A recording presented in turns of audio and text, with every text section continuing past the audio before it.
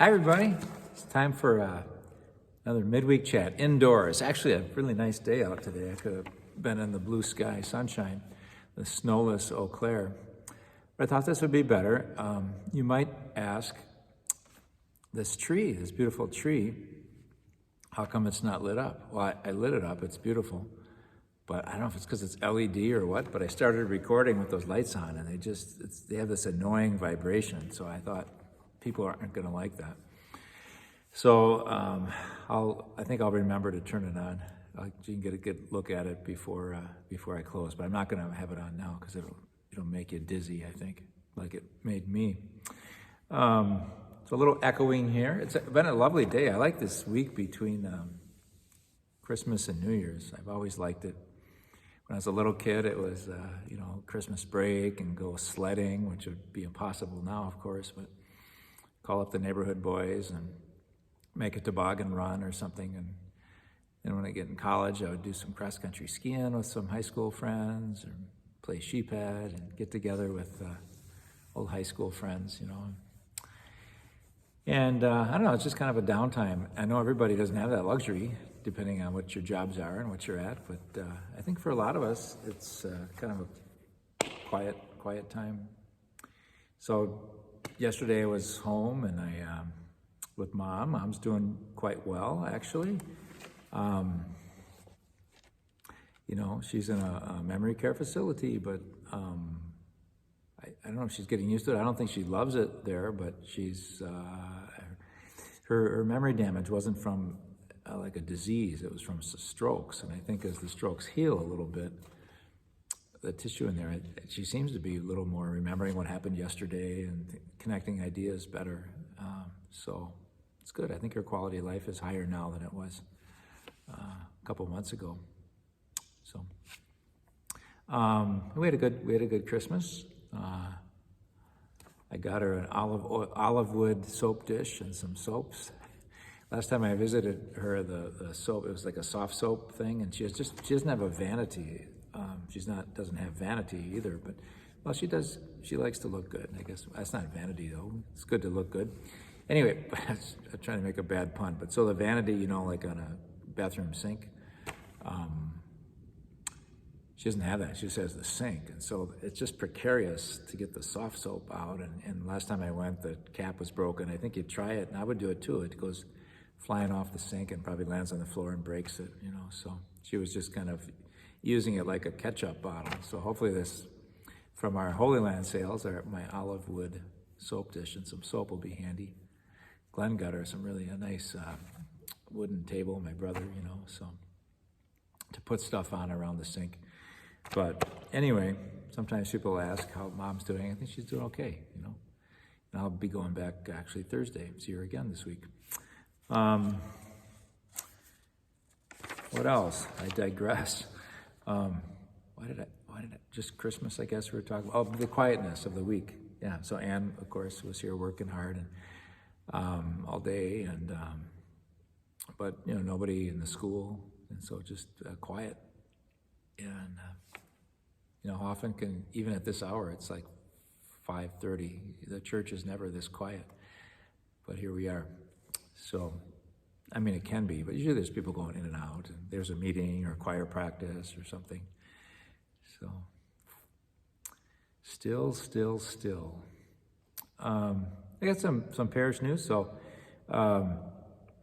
this business stuff. Ann said, if you want to make any donations to the parish to count for tax year 2023, we have to receive them in 2023. So that means by Sunday, to have them at the office on Sunday. She gave me the impression, I'm not sure, that if they're in the drop box when she comes in on Monday, that would count, because as long as they're at the parish by 2023. So that's great. Mrs. Havener, our school principal, said that plans are pretty much set, I think, that's the impression I got, that we'll have a 4K, 4-year-old kindergarten class all year, 5 days a week. And it's been like half days, and there's a 3-year-old program and a 4-year-old program. So next year there won't be any 3-year program, but maybe in the future, next year, it'll be a full-time 4K program. And if you have a 3-year-old and you want them in the Regis Catholic school system, or you're looking for a good place to have them in any event, St. Mary's has a 3-year-old program. So that's a little interesting. New Year's Eve is coming up. We'll have our Vigil Mass for the Mary, Mother of God feast day. It's not a holy day of obligation this year, so no worries, I guess. Monday is the actual feast day, and we'll have the Vigil Mass at 5:30, followed by a potluck. I heard that Shirley's going to get some pulled pork over here, and we got the root beer ordered, so if nothing else, we'll have lots of pulled pork and root beer. But you can bring something as well if you'd like. I don't know if it'll be super well attended because we're having a big party, but I hope so. Just come on over, it's always fun. Big party earlier in the day here. So it's Emma's 100th birthday on this Friday, and we'll celebrate it at our 10 o'clock Mass. So that'll be great. We'll have a great, Father Schultz is coming, and he'll give a blessing for her, and it's good. It'll be a happy day. She is looking forward to it, as are so many here. And then there's Mass, the most important thing, Sunday Mass, Feast of the Holy Family on Sunday, December 31st. And then there's the Emma party, and then there's the New Year's potluck, and then there's the Packer Viking game. Wow.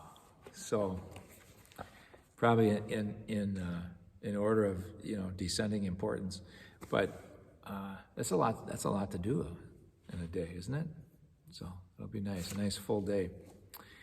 Right. So let's see. I'm going to a Packer Viking. I'm going to like a New Year's event that's going to have the game on, and I know that it's going to be a mixed group, so it'll be interesting. I probably won't be as passionate about the game when a mixed group, I'm meaning mixed, meaning Viking fans and Packer fans. I suppose a few indifferent people. The tree will be up for a while, just through the Christmas season, just to review, I think, so the first Sunday after Christmas is Feast of the Holy Family. Second Sunday after Christmas is the Feast of the Epiphany, the visit of the Magi with the gold, frankincense, and myrrh. And then usually the next Sunday is Feast of the Baptism of the Lord, because the calendar and Christmas Eve being on a Sunday and all that, Baptism of the Lord is going to be on Monday after Epiphany. So basically we have 2 more Sundays with the Christmas tree, and then off it goes. Thanks to the Mac family for getting it up and taking it down. So we'll take down Christmas on Sunday the 7th of January, I guess. So we'll enjoy it while we can. We have a couple baptisms that'll take place. I wonder what we'll do with the baptisms. We don't want to just push Jesus out of the way to have a baptism. We'll probably set up the font over here, I suppose.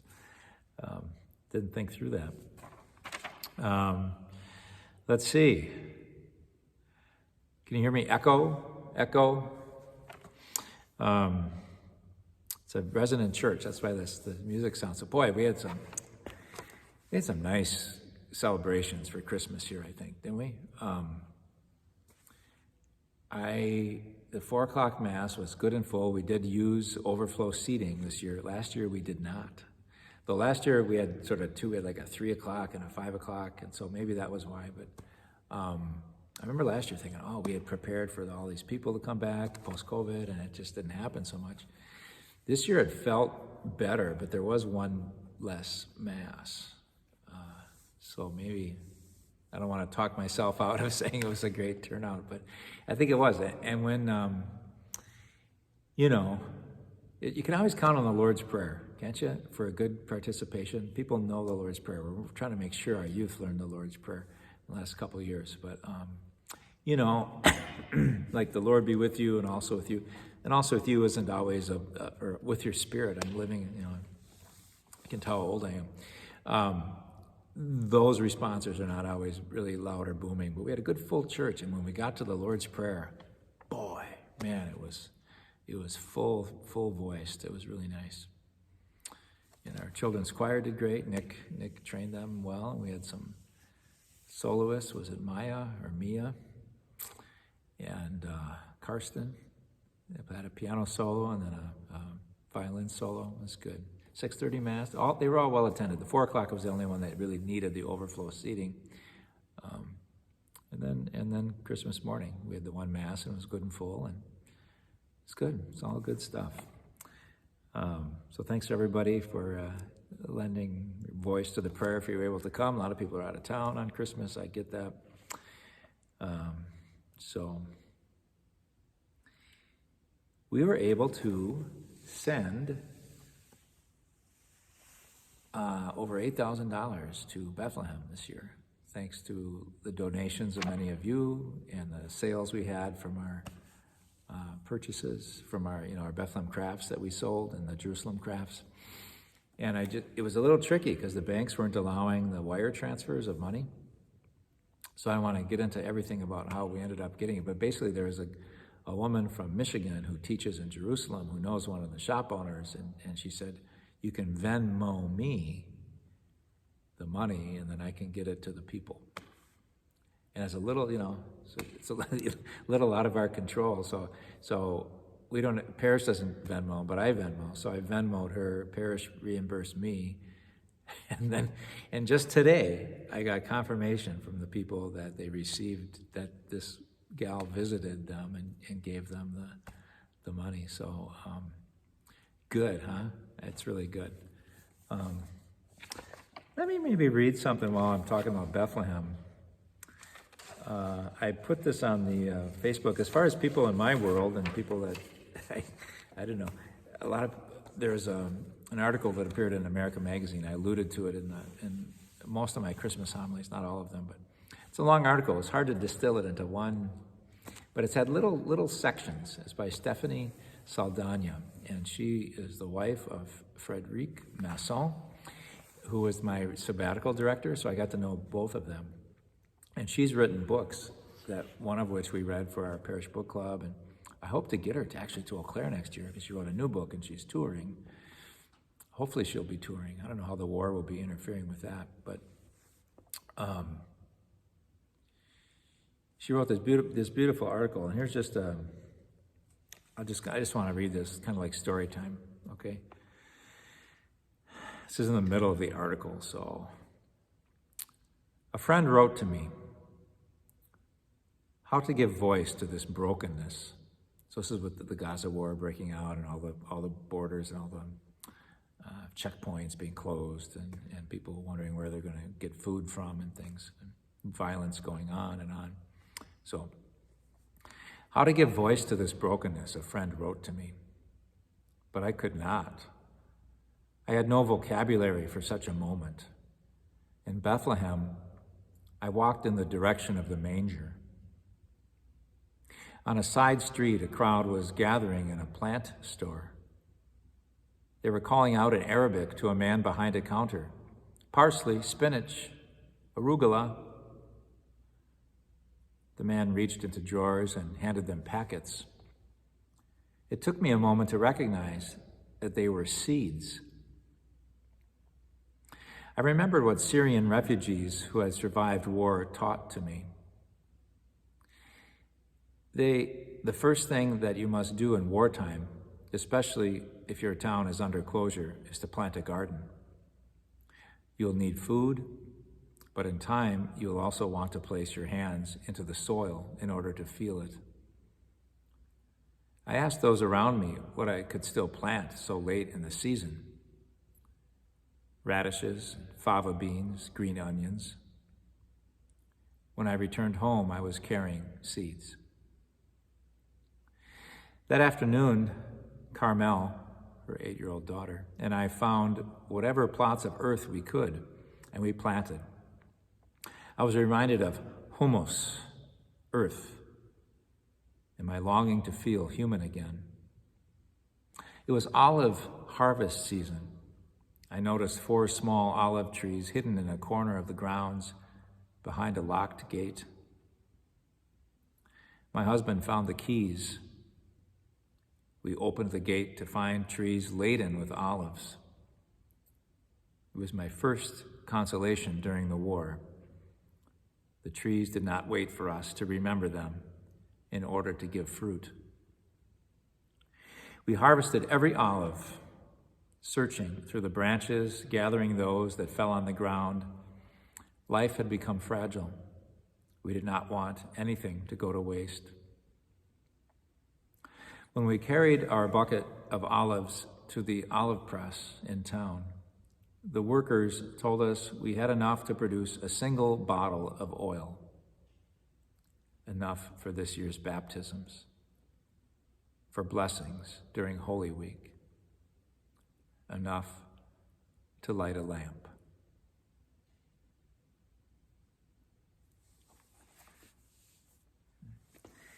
She's just really good, I think, at expressing images for hope in the midst of really hard things. Her husband is the pastor of the church. He's actually Catholic, but an Eastern Rite Catholic, so he can be married. There's a Syrian Catholic church, so that's why they needed the oils for the sacraments. Anyway, I hope you enjoyed that little passage. What else? Anything else? Oh, speaking of seeds, these aren't seeds, but so I don't know how long ago, was it a couple months ago maybe? I had these red grapes. I think I got them after a hospitality, after Mass. And I don't know, I forgot they were there. And then they got like too soft and not moldy though, just kind of soft. I thought, well, what should I do with them? I said, hey, grapes turn to raisins, right? So I don't know. I thought I'd just let them. So I let them out on my counter, like unnoticed for weeks and weeks and weeks. Look at this week. Isn't that great? I don't know. There'd be like jumbo raisins, so maybe they still have time to go, but in case you're ever wondering, I just wanted to show off my raisins. I don't want the less. I just thought it was pretty cool. I'm gonna let them for another month so they get like small like raisins. I can maybe show you again. The Pope had an audience today. I read the summary of what he talked about. I thought it was really quite good. He was talking about Genesis and the fall of humanity, Garden of Eden, eating the forbidden fruit. And, when he talks about morality and temptation and trying to follow God in light, he mentions the devil a lot and how the devil is clever and wily and doesn't always come in like big, fancy, calamitous ways, but just can kind of get you thinking in the wrong direction, a little gossip here, a little gossip there, a little justifications for our greed here, and before you know it, you're kind of gone astray.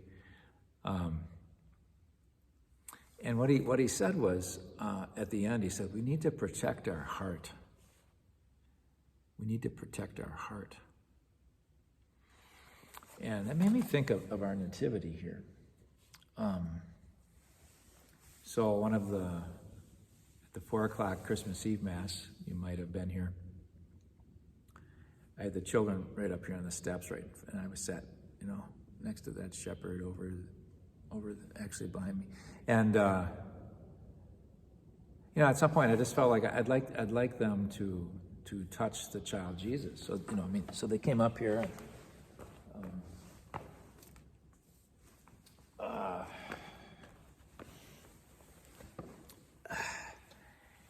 and I just took the child Jesus around, and when I was done, I asked everybody, did you get a chance to touch it? Nobody said no, so I kind of went on and invited them to go back to their seats. And then this little, I don't know how old children are, 4-year-old maybe. She said, Father Tom. I think, yeah. Can I go and touch the baby Jesus? I'm like, oh, you didn't get, yeah, sure, yeah. Father Tom, can I hold the baby? Can I hold the baby Jesus? I think someone asked. I said, yeah, you go right up there. You give him a tender touch. And I think maybe because this is the 800th anniversary of the nativity scene, the first one by St. Francis, I've been paying a little bit more attention to it, just the innocence of the child. I mentioned, hope this doesn't freak you out, but this has movable arms. So I went around, I think I mentioned this in the bulletin at Mass, I went around to the school children, and I was like, what do you prefer? Jesus like that? Hey, everybody. Everybody liked that. They thought he was, saying hi, and, or with both arms out like that. And actually the one that we had in the Nativity last year is the one where he just has the one arm up. But sometimes you see with both hands out. And it was about 3-1. The children in the school preferred both arms out. And I think I did too, so it was an easy choice. But my favorite one was the child. I said, what do you think if he was speaking to you with that gesture? What is he saying? And the first one that spoke up said, I think he's saying, Mama, Mama. It's really the incarnation, the Word become flesh. He's a baby, of course he wants his mama, And other kids said, I want to give you a hug, or hug me. And I think maybe that's what led to, let's pass him around and touch him. You give Jesus a nice tender touch. He wants to be touched, and he wants to touch you, So when Pope Francis talks about protecting our heart, I think one of the meanings of Christmas, what is the meaning of Christmas? It's something that was touching me this year, is just the innocence of the child. So, that's what grieves us so much about this war in Gaza, as we're seeing all these children that are being killed. And, that there's the innocence, not that any death would be anything less than heartbreaking, but when you hear about these children dying, you see that innocence. If you know anybody who has maybe a cognitive disability, and there's just an innocence there, and often a real affectionate disposition, and I love that. And when I hear the Pope talk about protect your heart, I think we all have this innocence, this beautiful innocence deep in our hearts. It gets all covered with, the effects of original sin, the greed, the lust, the gossipness, the need to be better than other people, and yet at the base, the deepest part of our hearts, I think we just, we want to be loved, and we want to love. Here's the bells. Could be our Angelus bells. Might be nice to hear them. Is it 6 o'clock? So that innocence, I hold that out to you as if you ever are feeling a little discouraged about your relationship with God, know one, that he comes for you, he comes to touch you, and that just as he is this innocent reaching out, he's reaching out for that in you. And he knows that so much of where we get twisted up and lose that innocence is getting caught up, and some of it's our own choices, but we just get caught up in a lot of things, the net of difficulties and temptations, and we just lose our way, but we never lose that original innocence either in our hearts. So I love the way the children came up in the procession, our servers. I tried to get the tallest servers to come, and the entrance procession, they put the child back down like that. So I should have maybe written out more. I don't know if that made sense about the innocence that we have, but to protect our hearts, there's this place of real beauty and grace, and not that the rest of us is awful or to be ashamed of, but we have this image of God, this likeness of God that's part of us here. So let's protect that and encourage that and feed that, with acts of love and prayer and confidence in God's love for us. Is that it about, maybe? Maybe that's about it. Okay, I got to show you my raisins, so that's good, and the baby Jesus. So that line, the meaning of Christmas, the other one. My mom was She was being entertained by someone came to the center and was singing Christmas songs, and when I was visiting, I said, let's go out, we'll listen. We listened for a little while. They sang like, more secular songs. I think the guy actually was sort of a minister, but he was singing like Silver Bells, and it's beginning to look a lot like Christmas. And then he asked my mom, he said, do you have a favorite Christmas song? I didn't know if she'd be able to name one or not. She goes, well, I suppose "O Holy Night." And then he changed the subject right away because I don't think he knew "O Holy Night." But that does have that great line in it, in the first verse. Long lay the world in sin and error pining, till he appeared, and the soul felt its worth. Long lay the world in sin and error pining, longing for something more, something good, something saving, something healing, yearning for love and wholeness. Long lay us yearning for this till he appeared. God became one of us in this child, this innocent child, and the soul felt its worth. So maybe that's a good way to close with that prayer. So loving God, we thank you for joining us in our plight in our lives here. We pray for those who are hurting so much today, those locally here and those in war-torn countries. And may we always know, everybody know, that you love us, that your light is in each one of us, and that we need to protect that light. It'll never go out because it's part of you and you are eternal, but it can get pretty dim and we can be unaware of it, put it under a bushel basket. And so help us protect our hearts that we may always yearn for you, be aware of your yearning for us. And by you becoming human, help us to know your companionship and also what is possible for human beings to do, that we can love each other very well, following your example. You appeared, and we felt our worth, how we can reflect you in the world. We thank you for that, oh God. Bless all your people and all the world this Christmas season. Amen. Bye-bye. God bless.